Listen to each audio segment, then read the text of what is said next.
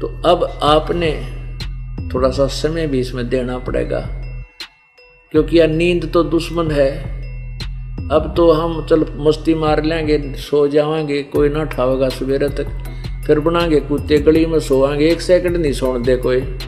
कभी कोई बैल आ रहा है, कोई मोटरसाइकिल ड्र करेगा, वो फिर देख कर भागेगा, फिर कोई ना सोने दे आपको। तो अब थोड़ी सी नींद को कम करके हम सावधान होकर डर के ये ज्ञान ग्रहण करें।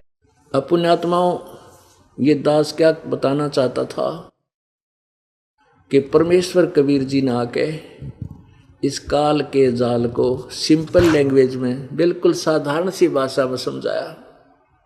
अपनी प्यारी आत्मा को मिला करके, अब देखो, अब ये बिचली पीढ़ी होगी, बिचली पीढ़ी है मानव समाज की, कलयुग की, और सभी बहन बेटी भाई बुजुर्ग सब अक्षर ज्ञान युक्त हो गए, शिक्षित हैं, और सदग्रंथ अपने पास है। आज से 600 वर्ष पहले कबीर परमेश्वर इन्हीं सदग्रंथों का ज्ञान बताया करते थे। वो क्या बताया करते थे? वो अब जैसे परमात्मा कबीर जी ने कहा था कि वेद मेरा भेद है, वेद मेरा भेद है, मैं वेदन में नाही, और जौन वेद से मैं मिलूं ये वेद जानते नाही। वेद मेरा भेद है, ये सभी वेद जितने भी ये ज्ञान हैं, ये चारों वेद कहते मेरा भेद है, मेरे विषय में जानकारी दे रहे हैं। लेकिन जौन वेद से, जिस वेद से मैं मिलूं वो ये वेद जानते ना, क्योंकि पवित्र गीता जी अध्याय नंबर 4 के श्लोक नंबर 34 में कह दिया गीता ज्ञान दाता ने कि मैंने जो ज्ञान बताना था मैं बता रहा हूं, और लेकिन उस परमात्मा के विषय में जानना तो उन तत्वदर्शी संतों की खोज कर ले। इससे सिद्ध है कि गीता जी का ज्ञान कंप्लीट नहीं है। अब ओम तत्सत ये सांकेतिक मंत्र है, ओम तत्सत जाप करने का नहीं है। ओम मंत्र ब्रह्म का है, तत् मंत्र परब्रह्म का है, और सत मंत्र ये पूर्ण ब्रह्म का, परम अक्षर ब्रह्म का है। तत् और सत ये गुप्त है। ओम तत्सत ये जाप नहीं है। इसकी 3 विधि से सिमरण होता है इसका, ये 3 मंत्र का जाप बनेगा। और पहला मंत्र ओम और सत तत् ये सांकेतिक दास बताएगा, ये दोनों मिलकर सतनाम बनेगा, और फिर सारनाम आपको दिया जाएगा। सत जो सत है वो और जोड़ा जाएगा, फिर ये सत जो एक अक्षर है ये पार करेगा, आपको सतलोक ले जाएगा। और ओम तत्सत ये एक छुड़ावेगा, एक मिलावेगा। तो ये तीनों मंत्र का जाप से आप मोक्षोगे, वो गीता ज्ञान दाता नहीं जानता। इसलिए इसी प्रकार यजुर्वेद अध्याय नंबर 40 के श्लोक नंबर 10 और 13 में यही कहा है कि कोई तो परमात्मा को उत्पन्न होने वाला यानी जन्म लेकर आने वाला कहता है, कोई कहता है निराकार है, जन्म लेता ही नहीं, वो तो आकार में नहीं आता। कहते इस ज्ञान को भी तत्वदर्शी संतों से पूछो, वो बतावेंगे। तो पुण्यात्माओं, इससे सिद्ध है कि वेद ज्ञान और गीता ज्ञान इनकम्प्लीट है, लेकिन गलत नहीं कह सकते, इनको रॉन्ग नहीं है। जैसे 10वीं तक का सिलेबस 10वीं तक का ही होता है, लेकिन वो BA का नहीं है, यानी कंप्लीट पढ़ाई का नहीं है वो। इसी प्रकार परमात्मा ने ये पहले ज्ञान कहा था, वेद मेरा भेद है, मैं वेदों में नाही, मैं इन वेदों में नहीं, अर्थात मैं मिलो वेदन से नाही, मेरी प्राप्ति वेदों में वर्णित विधि से नहीं हो सकती। और जिस वेद से मैं मिलो ये वेद जानते ना, जिस ज्ञान से मेरी परमात्मा की महिमा की वाणी कबीर वाणी है। इस कबीर वाणी में परमेश्वर ने आकर स्वयं ही निर्णायक ज्ञान दिया है, कंप्लीट नॉलेज दे रखा। कहते वो इन चारों वेदों में है नहीं, वो वेद जानते ना। अब देखो परमात्मा कबीर जी चारों युगों में आते हैं, अपने ज्ञान की महिमा, अपने ज्ञान को आप ही बताते हैं, और वो अपनी प्यारी आत्माओं को यानी श्रेष्ठ आत्माओं को आकर मिलते हैं।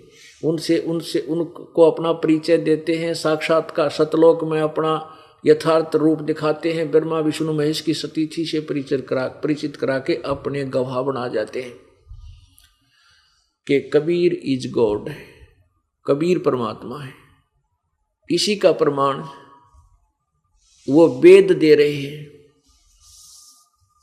अब देखिएगा कुछ संकेत आपको देते हैं कि वेद क्या बताते हैं उस कबीर परमात्मा के विषय में।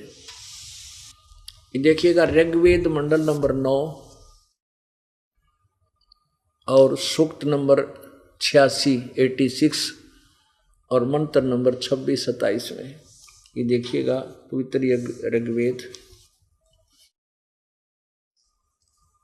ऋग्वेद मंडल नंबर 9-10।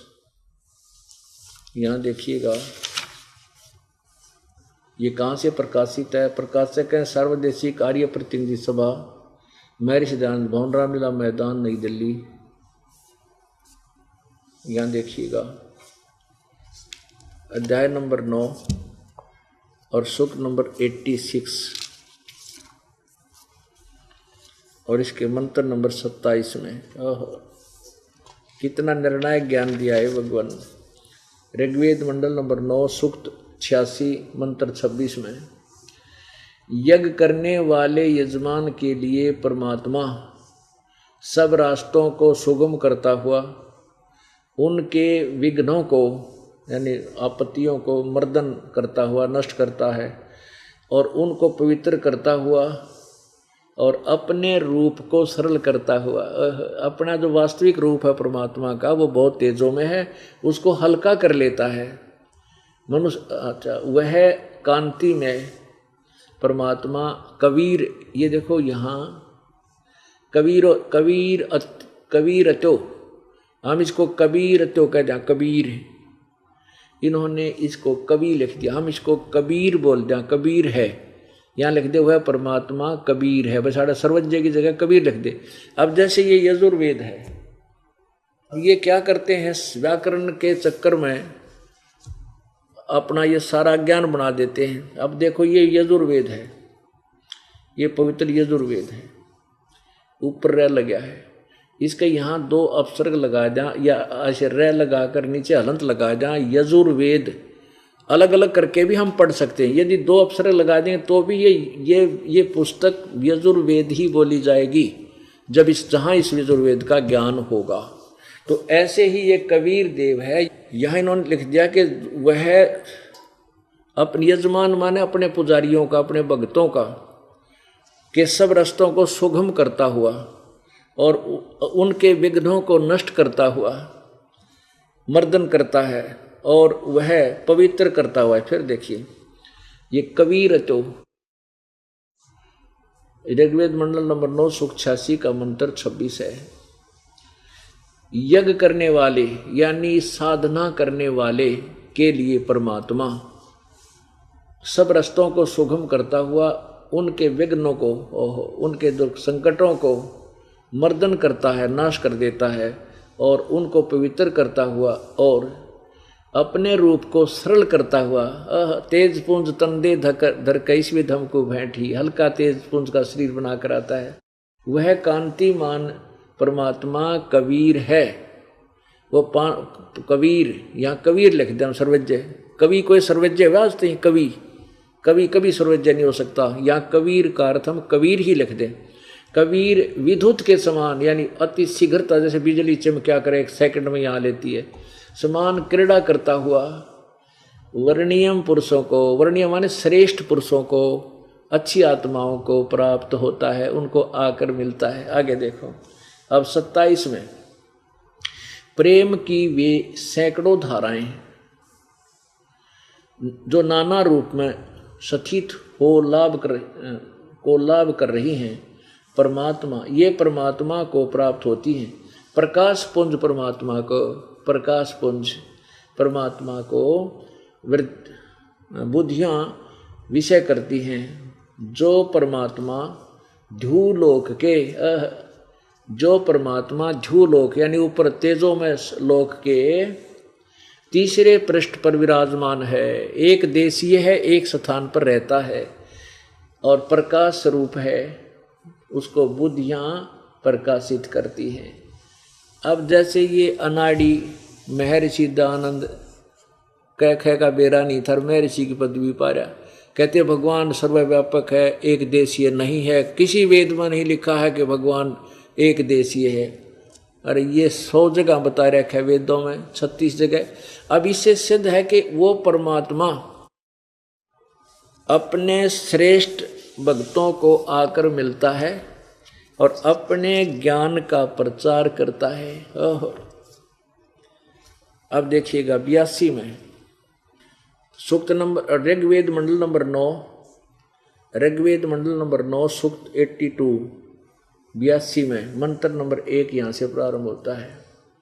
सोम सर्व उत्पादक प्रभु, सोम माने अमर परमात्मा होना चाहिए, प्रकाश रूप स्वरूप, सद्गुणों की वृष्टि करने वाला, पापों के हरण करने वाला। देख वो मोटे दिमाग का दानव ने कहा बोला पाप अक्षमानी होते, 100 जगह लिख रखा है वेदों, पापों का नाश करने वाला, हरण करने वाला, वह राजेव, राजा के समान, राजेव राजा की तरह, लाइक ए किंग, यानी मनुष्यों में श्रेष्ठ होता है वो, राजा के समान। ये देखो पृष्ठ 269 पर, ये 270 पे, राजा के समान दर्शनीय है, दर्शनीय है। वह पृथ्वी आदि लोकांतरों के चारों ओर शब्दमान हो रहा है। वह वर्णीय पुरुषों को, श्रेष्ठ भक्तों को, वर्णीय श्रेष्ठ भक्तों को, पुरुषों को, यानी दृढ़ भक्त हैं, जो दृढ़ भक्त हैं, जो दृढ़ भक्त हैं उसको पवित्र करता हुआ प्राप्त होता है।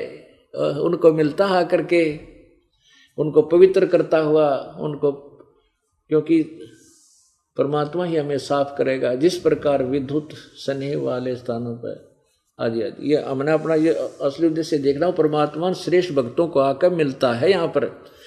अब वो पहला पड़ा, अब दूसरा, हे परमात्मा उपदेश करने की इच्छा से आप, यानी तत्व ज्ञान देने के लिए आप महापुरुषों को प्राप्त होते हो, यहाँ के उन पुण्यात्माओं को मिलते हो, यानी सच्चा ज्ञान देने के लिए। और आप अत्यंत गतिशील पदार्थ के समान, यानी अतीत, कहते पहुँचूंगा क्षण एक में, एक क्षण में पहुँच लूँगा, धन भगत जन अपने के काज के समान हमारे आध्यात्मिक यज्ञ को प्राप्त होते हो। ओहो, यानी, और वह कबीर, ये देखो यहाँ भी इन्होंने डंगा फेर कर दिया, ये कबीर, ये ऊपर लग गया कबीर वेदस्या।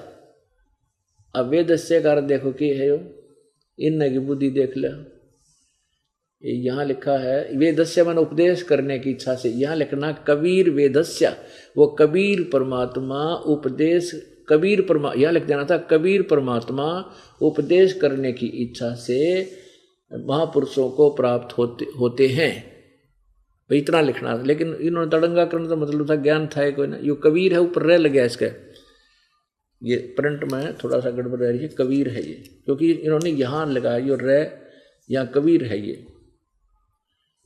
ये कबीर है, वो कबीर परमात्मा, हे परमात्मा यहाँ लिखना था वैसे, हे कबीर परमात्मा उपदेश करने की इच्छा से महापुरुषों को प्राप्त होते हैं और आप अत्यंत गतिशील पदार्थ के समान हमारे आध्यात्मिक यज्ञ में प्राप्त होते हैं।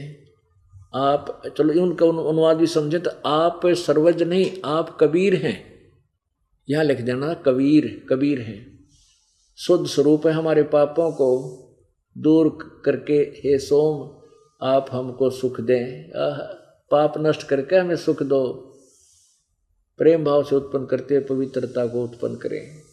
अब देखो तीसरे में कमाल कर रखा है, ऋग्वेद मंडल नंबर 9 सूक्त 82 मंत्र 3 में, पवित्र यज्ञों में रक्षा से आप प्राप्त होते हैं। पवित्र यज्ञों में जहाँ शास्त्र अनुकूल साधना होती है वहाँ परमात्मा आप प्राप्त होते हैं, वहाँ पहुँचते हैं। और पृथ्वी आदि लोकांतरों में गति करते हुए घूमते कहते गोता मारू स्वर्ग में जा बैठूं पताल, कह कबीर ढूंढता फिर वो अपने हीरे माणिक लाल। सर्वव्यापक आप, सर्वव्यापक ने बना आप, स्वयं गतिशील होकर चलकर विराजमान होते हैं। आप कैसे हैं? आप सबके तर्पक हैं और सबके रक्षक हैं, बड़े से बड़े गतिशील पदार्थों के नियंता हैं, पृथ्वी आदि लोकांतरों के केंद्र होकर सब पदार्थों को की रक्षा करते हैं। अब इससे सिद्ध है कि वो परमात्मा कबीर कबीर देव मनुष्य जैसा है, राजा के समान, यानी क्योंकि यहाँ आकर के परमात्मा जब आता है तो बहुत बड़े एक वृंद का, बहुत बड़े भगत वृंद का, समूह का एक मुखिया होता है, गुरु होता है। तो ऐसे कहते हैं आप एक राजा की तरह बहुत बड़े समूह का कि महाराज होते हो, महाराज समझो उस शब्द इनका यहाँ, और अपने श्रेष्ठ भक्तों को आकर आप मिलते हो। अब वो परमात्मा स्वयं आकर के अपने यथार्थ ज्ञान को देते हैं। अब और दिखाते हैं पुण्यात्माओं, क्योंकि आप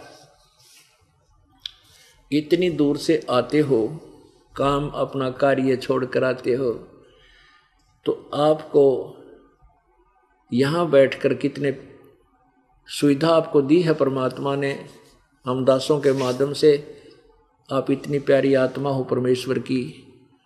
पहले तो आपको घर से लाए प्रेरणा करके, आपके काम की व्यवस्था करी, फिर यहाँ हमारी ड्यूटीदार रखी, आपके आने से पहले मैट बिछाएं, हमारे बच्चे रोटी खाना व्यवस्था करें, और फिर अमृत वर्षा आपको ये दूध पिलाया जाता है परमेश्वर की अमृतवाणी का। आपको आपकी आत्मा को पाला जा रहा है जैसे बच्चे को माँ पिलाया कर दूध। तो अब आपने थोड़ा सा समय भी इसमें देना पड़ेगा, क्योंकि यह नींद तो दुश्मन है। अब तो हम चल मस्ती मार लेंगे, सो जाएंगे, कोई ना उठावेगा सवेरे तक, फिर बनाएंगे कुत्ते गली में सोएंगे, 1 सेकंड नहीं सोने दे कोई। कभी कोई बैल आ रहा है, कोई मोटरसाइकिल ट्र करेगा, वो फिर देख कर भागेगा, फिर कोई ना सोने दे आपको। तो अब थोड़ी सी नींद को कम करके हम सावधान होकर डर के ये ज्ञान